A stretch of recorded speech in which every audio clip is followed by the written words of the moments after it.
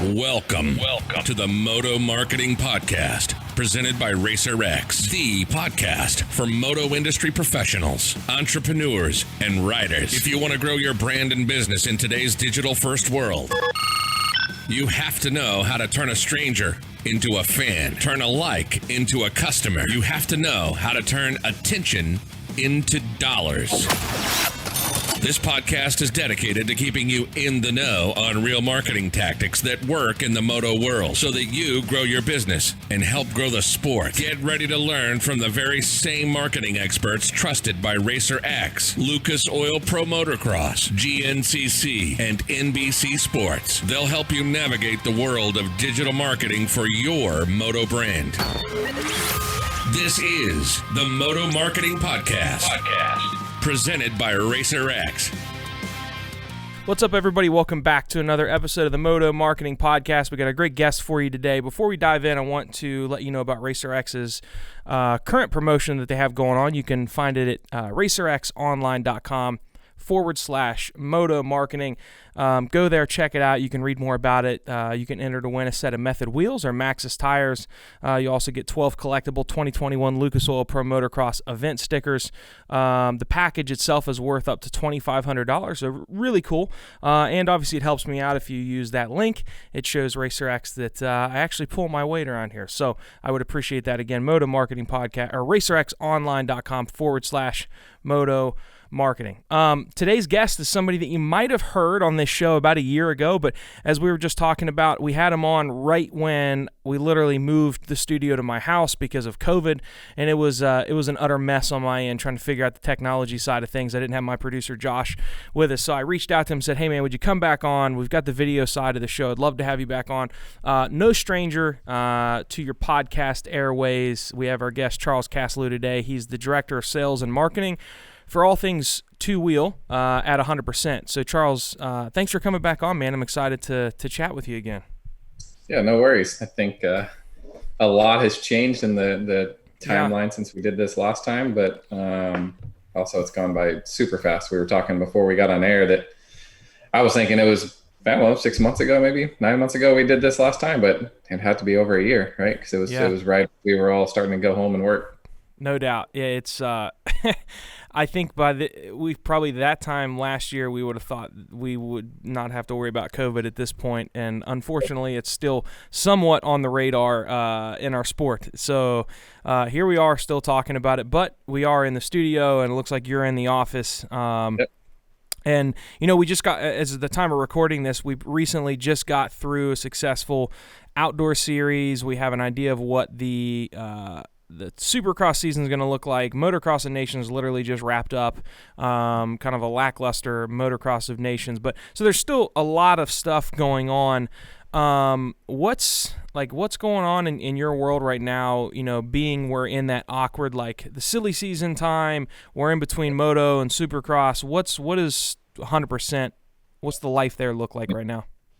Surprisingly, for kind of the casual viewer or listener that isn't super entrenched in the industry, they probably think it's sort of a downtime, but right now is quite honestly the most busy time probably of the year, right? I mean, where it's silly season on the marketing side of things for athletes and I guess the sports marketing side, if you will, and then the advertising side of things, all the RacerX and all the publications and media outlets are trying to nail down plans for next year so they can plan their business, and on the other side of that, we're trying to nail down our plans to buy the most and commit to the most relevant ads for our launches and product releases and things throughout the year. And then we're also right about to launch our fall collection, so our 2022 goggles and gloves and casual is going to be coming to market in the next few weeks. So we're sort of right at coming to a head of a year's worth of work of getting our fall products to market, and then also planning the whole 22 year all at the same time. So right now, August, basically all of fall is pretty wide open in the industry. Yeah, it's I learned that very quickly. Like when I started this company, we in 2012, 2013 with my partner, and work in the sport yet. You know, we were still trying to become a viable business. And I remember when I got my first shot at working in the sport, it was with MX Sports and promoting a few of the nationals. And I remember the off season, as soon as they were done, like I figured they kind of be relaxing and enjoying themselves, and man, it is like the most hectic time for those folks. And then I realized it wasn't just those folks; it's the entire industry. And now, obviously, with us working with as many industry brands as possible, you can see the ramp up with us as well at this time of year. So yeah, it's pretty crazy. The work. It's almost like racers, right? For like a Supercross or outdoor national pro motocross racer. They say the easy days are almost their race days, right? Like the off season, the building is the hard part. Once you get into the season, that's sort of the fun and easy part. It's kind of similar in the industry, right? Like there's so much work that goes into developing products, building up, advertising, marketing plan, getting all the assets shot and coordinated and ready and packaged and delivered to distributors and dealers. And there's so many levels of it, right? So when an actual launch of a collection happens, that's like almost the easy part, right? And the same with the series. Like there's so much work that goes into aligning the brand with the right riders and right athletes and the products that they need, and all that happens in the off season. So when Anaheim won, knock on wood, we're back to a true Anaheim 1 season opener. That's almost like the easy part, right? But then, like you alluded to, we're right back into the next season, the next collection, the next product. Like we're always working so far ahead that unfortunately and fortunately, you never feel caught up, right? Like you're always striving for more. So that's good. It's fun part of the industry, right? Yeah, I think there's a lot of folks that watch this that are in the sport, and there's a lot of folks that watch this that are fans of not just the racing but the business side, and maybe aspire to be in this industry at some point. So they look at Charles Castloo and he works at 100%. It's one of the coolest brands in the sport, and it's clearly it's a cool job, right?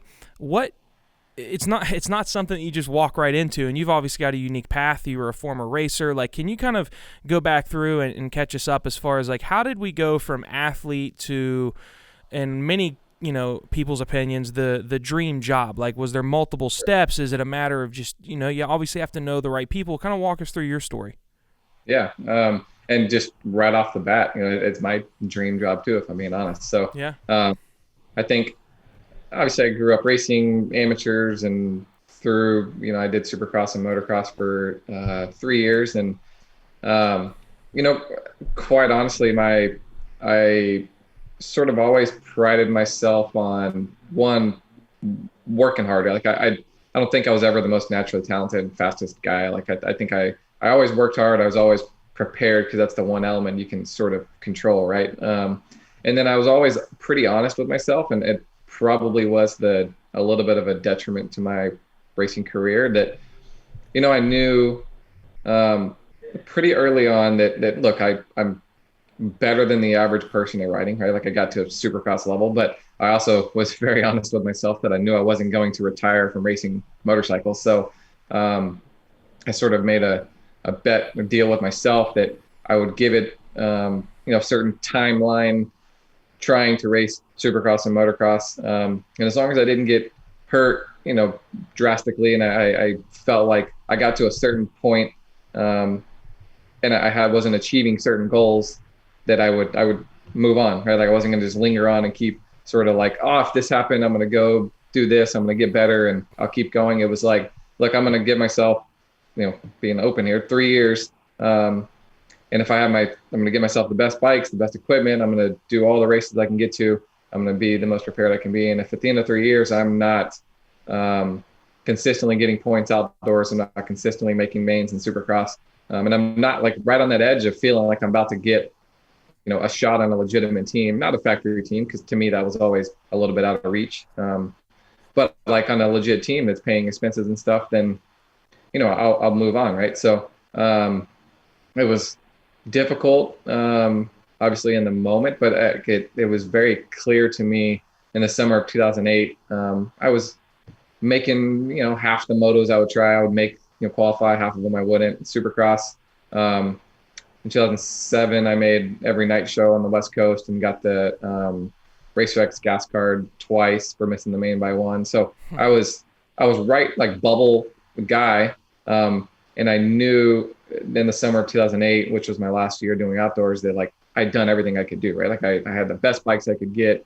I did every training program and everything I could do to be the best I could. So it was very almost like calming that towards the end of that summer, like, hey, I know I checked all the boxes. Like this is as good as I'm going to get. Of course, something could happen and I could break through and get a 19th in a moto or whatever, like if things fell the right way and I got a good start, but like that wasn't what I was sort of striving for. And I could have very easily stuck around and made money, right? Like I could have made a living racing dirt bikes for a long time. And I grew up in Texas, and there's a lot of local races and arena crosses and things that you can go and financially make money and train younger riders and things that it would have been very easy in my position to linger on for 5 or 8 or 10 more years making ends meet, but sure, that wasn't what I wanted to do, right? Like I wanted to race Supercross and Motocross and chase it at the highest level. And then if that wasn't going to work, it's time to move on. During that time when you were full on focused, I mean, obviously you have, people that are supporting you. Are you, at that time kind of looking at, hey, there might be a future for me at one of these companies and starting to try to build relationships? Similar to what I know, JT obviously always had good relationships with his support system, which helped him make that transition. Was that something that was always on your radar? Like, hey, when this is over, make sure we don't burn any bridges, that we stay connected, because one of these folks, even if they're not a sponsor, could be my next kind of life in the sport? Totally. And that, like I mentioned earlier, is probably a little bit of a prohibiting factor to my success, because I sort of always knew, again, I wasn't going to retire from racing Supercross and Motocross, right? Like I was doing it to chase my dream at the highest level and open the door to stay in the industry. That was always in the back of my mind. Of course, the specifics of how and when and whatever, I wasn't getting that deep into the plan, but absolutely the whole time the thought process was, look, I'm going to do this. I'm going to do it the best I can. When it's time to move on, I'm going to have built relationships and met the right people to be able to continue in the industry. So, at the time I rode for MSR and Pro Taper, and they were all owned by Tucker Power Sports, Tucker Rocky at the time. And when I was staying out on the West Coast for Supercross, I would always make a point to go in the office there, and I was friendly with Randy Valade at MSR, and Dave Casella at the time was the director of all the brands for Tucker. So I made it a point always to go in there, and I was always trying to be involved. And I was a privateer that they gave free gear and handlebars to. Like they didn't care, but I was trying to be friendly with them and trying to learn as much as I could without getting too much in the way and stepping on too many toes. But and I'd always do like race reports after each race. I would type up a little thing and I would put pictures, and I would email it to every contact that I knew that I was sponsored by. And one, it was just to keep them updated on what I was doing. But two, quite honestly, I knew what I was doing at the time, that I was making sure I was staying in touch, and they were understanding that I was kind of more of a thinker and more of a kind of a doer than just twisting the throttle on a motorcycle. So I was pretty fortunate that Dave Casella, the director of all the brands that Tucker owned at the time, sort of saw a little something else in me. And right after outdoors ended in 2008, I put together a resume of sort of a working resume, not a sponsor me resume, and took it in there, set up a time with them, and went in there and said, look, here's my resume. It's a bunch of racing experience and sort of the things that I do that I think can translate into working in a business atmosphere. And it was like, hey, I don't have anything for you right now, but I see something in you and I'm going to work on it. And it, luckily for me, it sort of transformed pretty quickly. And I was maybe 6 weeks or so after Steel City National that summer, I saw Dave at the MGM for the US Open. I was just there watching, and he saw me and was like, hey, if you're serious, be in the office Monday morning at 9 a.m. or whatever. And I showed up at 9, and he was like, look, I have a customer service position open for you. I think that's a good spot for you to get in and learn the business. And maybe in a month from now, you're going to decide this isn't for you and you want to go back to racing. Or if not, you're going to kind of from the ground level understand how we do things. And I jumped in there and yeah. I mean, it's our sport is so interesting in that aspect because, I mean, we've, for example, like polar opposite of moto, we've done a lot of work in the minor league and major league baseball space over the years. And it's like, I mean, I'm sure there's obviously players that transition into roles with organizations and whatnot, but like our sport, and I mean this in a good way, not a bad way, is so ancestral in a way that, like, you know, I keep looking at Alex Ray, and I'm like, Alex is going to, if he wants to, I feel that he's going to have a lot of opportunities to literally step out of that rider role to a pretty respected industry role just because he is so connected and he's done such a good job of, you know, putting his face out there, and he knows so many people. Like, I don't feel like you see that in a ton of other sports, and it's cool, but also for people that wanting to get into the sport that aren't athletes, I think it does make it a little bit more challenging because you're going to get a first look over,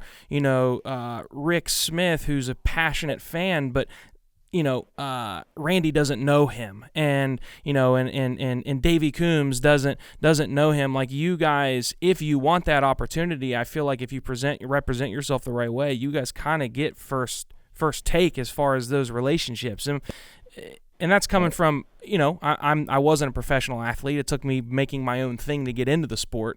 What are your thoughts on that as far as athletes having that opportunity, if they want that opportunity, as opposed to just the common fan trying to get into the sport?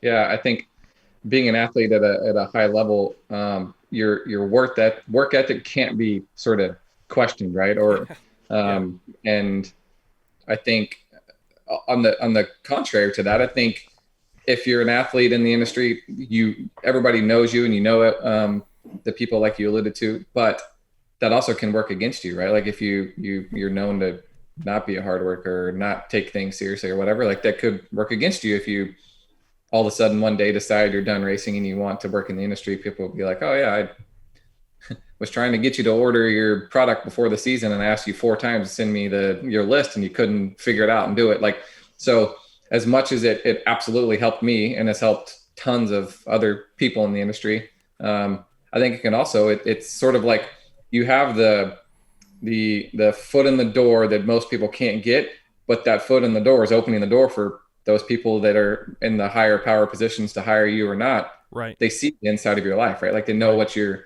all about. So the door's propped open, but be careful. Let's be prepared for people to know what's inside the door. Right. Yeah. So that was something I was always conscious of, right? That like, I have an opportunity here. I need to work hard, racing one, but to be prepared for it and take advantage of it, right? Because most people don't get that opportunity. So let's talk about you get an opportunity at 100%. Where does that start? Because now you're in charge of marketing and sales for all things 2 wheels, which is obviously the sport that we care about. That again is like, that's the dream job for somebody. Like they'd love to have that position at a 100% or a Fox or, a big brand. Like, and you've got one of those seats at the table, which is just rad. I assume that wasn't where it started at 100%, or maybe I'm wrong. No. Yeah. So I kind of quickly going through the pathway here. I started in that customer service role with Answer and ProTaper and MSR, and I moved up pretty right away to rider support, doing the amateur team and kind of supporting the pro side of things. And I worked my way up there, and a couple good things, sort of cards fell my way that I think partially luck, partially putting myself in the right place at the right time. And I got bumped up to ProTaper marketing manager before I was ready, quite honestly. And again, Dave Casella, the man I mentioned earlier that hired me, was like, he sat me down probably only a couple, maybe 3 years into my time there. It was like, look, the marketing manager for ProTaper is moving on. I could go hire someone else to come in here and teach the business and that has a bunch of experience, but teach them how we do things. or I can move you up before you're ready, and let you learn on the job type deal. And he took that chance on me. I was like, if you think I'm ready, let's do it. I'm ready to learn. So it sort of fast tracked me into a position I wasn't ready for, but man, that was very valuable experience, because Pro Taper is a really great brand that is very profitable and successful for the Tucker Power Sports Group. And you're on an island, like you're basically yourself. Like I literally ran the business. Of course he was involved a lot in the beginning, but you're on your own. Like Tucker owns you, and they're in a headquarters in Texas, and you're in an office here in California. And the whole office is pretty much dedicated to the apparel brands that they owned at the time, Answer and MSR. So it was myself and a graphic designer and a couple outsourced or outside tools for CAD work and sourcing and things. But like I'm working with vendors and factories overseas, and I'm hiring race teams. Like there was so much to it that I learned very quickly that, man, there's so much more to this industry and the business side of what we do, that that's where I think my sort of like internal, like my brain switched from like wanting to work in the industry to like be at the races and get stuff to people and whatever, work in magazines, to like, I want to be ingrained and kind of entrenched in the business side of it and learn how to be successful as a business. So moving from there, I went to One Industries, tag metals for a short time, which was a sort of a gamble on myself, if you will, because the Pro Taper position was going really well, and they were recruiting me for quite a while to go over to One and tag to help them sort of right the ship that was headed in the wrong direction. And it was sort of like, look, I want to try to fix this. Like I want to take what I've learned and try to go fix a broken business. And so it just the business side of it was clearly fun to you. If you kind of had this new skill set that you weren't overwhelmed by, that was something that you enjoyed and you wanted to try to apply it somewhere else. Exactly. So then I went there, and just financially they were very far gone, and wasn't going to work no matter how sort of scrappy I was or how much we fixed this or that. Like they just owed everybody so much money. It was a difficult spot to be in. But so anyway, I was able to get a foot in the door here at 100% as national sales manager for the Moto channel. So just managing the distributor relationships here in the US. And that was in summer of 2015. So a little over 6 years ago. And I think I've just sort of steadily marched my way forward. And every year or 2 years, I seem to get a new chunk of the business sort of dropped on my plate. And I'm super grateful for it, right? Like I'm being pushed and challenged every time. I feel like I've got a grasp on like what I'm doing or managing. Ludo, the CEO here and co-owner of the company, has taken enough trust in me to drop another something on my plate every time I start to get comfortable. So it keeps me pushing and striving forward. That's for sure. So, and that's super interesting. And I think just the brand itself is interesting to me because, I mean, I remember when I was in middle school, like 100% was like this cool mark, this cool logo. I didn't really know what it was. And that this was like pre-Ludo, I believe. And then it came back. And, you know, when it came back, like Oakley and Scott and all these other brands were like the pinnacle of the vision space in our sport. And now, like, not just in moto, but in cycling as well, like 100% is like, that's what you have to run. Like all of my cycling glasses are 100%. All of my goggles are 100%, or a collaboration partner that you guys are working on with FMF Vision. Like, what have you seen in the, I guess really in, you know, grand scheme of things, the short time that you've been there, like what does 100% do that you really think makes you guys special with growing that brand, whether it's the athletes you choose to work with or the creative or your marketing strategies? Like, what do you feel is making you guys grab so much of that market share? So I think part of it comes directly back to what you mentioned when you were in junior high and middle school, that you saw the cool 100% logo that was on everybody, like Jeff Ford, Ricky Johnson, and everybody had the sticker on their helmet and their chest protectors and jerseys. And I'll be completely honest, at the same time, I would see it as a kid, and I didn't even know really what they made. It was just like, oh, that's a cool same. sticker. And at the time, I feel like the first thing I recall 100% being associated with was numbers, right? Like numbers on your motorcycle before we had decal works or people pre-printing numbers lined up. You had to actually go put stickers on and line them up and space them. And that was my first sort of memory of it. And it started in 82.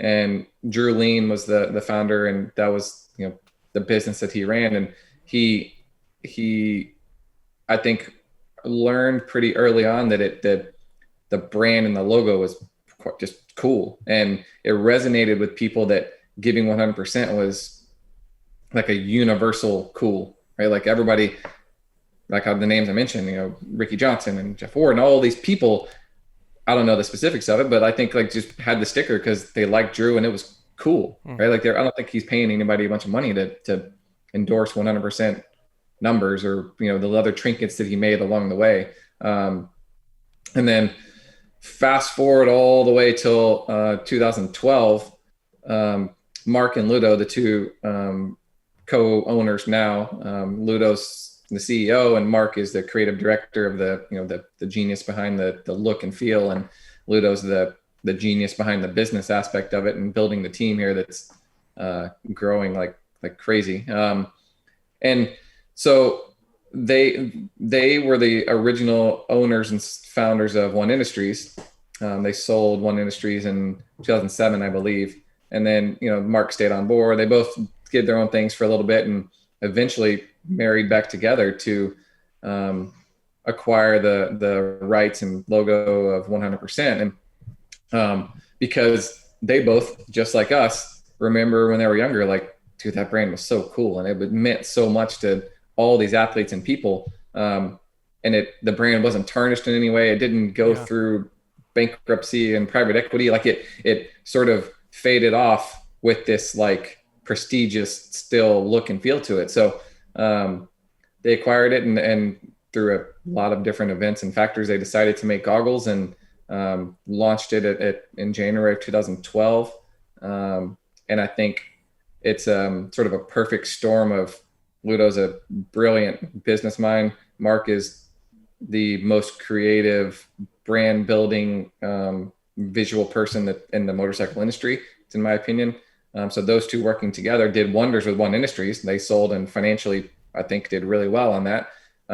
Back together for this. And also the goggle category sort of was fragmenting a little bit at the time, meaning that some of the leaders that were changing distribution models in the US right around that time, there were some of the leaders in the category were trying to sell motocross race gear in the US at the time that sort of impacts your success selling goggles to somebody wearing Fox gear or whatever. If you make gear also kind of gets things a little muddy. And then also, you mentioned Oakley, which is obviously a very huge company, does a really great job, but they don't have a whole lot of focus on our little power sports industry here. For us, it's our world, right? Like it's everything. And I think to a company like that, it's such a small piece of it that they kind of aren't putting a whole lot of effort out. I don't want to say not a lot of effort, but it's not a lot of focus of theirs, I think. So all those sort of different unique things sort of come together to create a really creative brand that has a logo and a brand meaning that is so impactful and resonates with everyone, right? Like even outside of sport, right? Like outside of giving 100% in a 30-minute moto and motocross, just to everyday life, right? Like the giving your maximum effort applies to basically everybody in any situation. So the brand and the logo means so much and has so much opportunity that we're just. Are you doing work on the cycling side too, or is it just the power, like the moto 2-wheel side? Oh, I'm on the mountain bike side of things. That's where it gets there's sort of some trade-off there where like an athlete that only wears sunglasses, meaning they're not wearing our protection or our downhill or trail helmet or mountain bike helmet, those would be a an eyewear athlete, if you will, like a Peter Sagan, right? Like he's an eyewear athlete. That was really where my question was. Like, are you getting to work with like those hot, like a lot of people in moto might not know, but Peter Sagan is massive. Is that, and you work on that side as well, right? Not so much, because Peter's specifically, like he endorses our sunglasses. He doesn't wear, the helmets and downhill jersey or shorts or whatever, you know what I mean? Like he's an eyewear athlete. So mountain bike guys, is something I've been involved with more recently. But like Sagan, obviously I've met him. He's been in the office and things. That super nice guy, but that's cool. He's a legitimate rock star. I mean, he's yes. When we first signed him, full transparency, I've never heard of him. Never knew who he was. Tour de France, I knew, generally, but I had no idea. Like Ludo, the owner, like came in my office one of those, way back when, and hey, tell all you guys a secret. We signed Peter Sagan. I'm like, cool. Let me Google him real quick. Oh yeah, cool. He's got a lot of followers on Instagram. Like whatever, it's cool. But very, very quickly in the moto world, some people were like totally crazy about it. Some people looked at me with a blank stare, like, okay, how's it gonna help me sell sunglasses in my motorcycle shop in Nebraska or whatever? But very, very quickly it opened my eyes to like, man, this guy's exposing us to millions of people and mainstream media and things that have sort of, I think, played a big part in opening doors for other things. Sure. As we move forward. So yeah, that's I mean, the moto side of it is just mind-boggling, obviously, like what you guys have done, but seeing what the brand itself is doing outside of just moto. And obviously I know you guys are making a push into baseball, and that's outside of your focus, but just like you guys are really becoming like the brand in cycling, which is like, that sport is as old as mankind, essentially. Like it's such a classic sport, and like, again, anybody that knows who Peter Sagan is, that's like the equivalent of like a LeBron James or a Michael Jordan-esque athlete wearing your guys' product. And I think that speaks volumes for the company that once was a sticker that nobody really knew what it was. It was just inspiring and people resonated with what it stood for, to now, obviously with being brought back to life. Like, it's such a cool story, and obviously I'm sure you getting to be involved in that is as rewarding, if not more rewarding, than being an athlete in the sport. I'm sure it's pretty cool. Totally. Yeah. And Peter, from what I know, the relationship initially started with him or his team or agent, reaching out to one of our distributors because he saw we were making cool stuff. And I think if anybody here, listening follows Peter in cycling, they know he's unique, right? Like, he wants to be different. Yes. He doesn't want to just wear the same thing everyone in the peloton's wearing. And so he eyed out us doing some really cool, unique stuff and wanted to be involved. And quite frankly, it was probably before we were ready for a guy like him in that specific channel with that product. But it fast-tracked us into developing more and more products and fine-tuning and to where we have literally, like you mentioned, a Michael Jordan, LeBron James of his space, trusting our stuff in the Tour de France. You know what I mean? Like that was very quickly pushed us into having the best products we could have in there. So. Well, now you guys, I mean, there's a couple other brands in the sport too, which I think is really cool that, someone, whatever, like a Liat starts as one thing and now has all these different SKUs, and 100% when you guys take over starts as a vision company, but now you've got these awesome helmets, cycling, full face, you've got apparel, you've got gear. Like, that to me is an aspect that wasn't there when I was a kid. Like, Alpine Stars, they were just boots, and Fox was just this, and now everybody's kind of expanding, and I'm sure it gets things weird, like with rider contracts and whatnot, but it's really cool to see from a fan standpoint that if I love the 100% brand, which I do, every pair of glasses I have for cycling is 100%, that I resonate with that brand. It's a natural fit for me to move to also the helmet or whatever it is. So I think that's cool as well. Is that a big focus as we kind of wrap things up today? Is that a big focus for you guys to really start pushing the other products beyond just the eyewear? Yeah, absolutely. Eyewear is I would say first and foremost, the bread and butter, right, of the company, and the main sort of focus of what we're doing. But all the other things, as you mentioned, the mountain bike helmets and mountain bike gear and road cycling, Lycra kits, and all the things, protection is a huge focus of ours as well. Knee pads and elbow pads and upper body protection. We have all these, there's so much going on. It's hard to keep up with at times, but it is, expanding into new categories that make sense for the business as it's difficult to do because it's easy to sort of fragment yourself off too much and not win at anything and just be sort of floating around in everything. And that's absolutely not the direction that we want to go, right?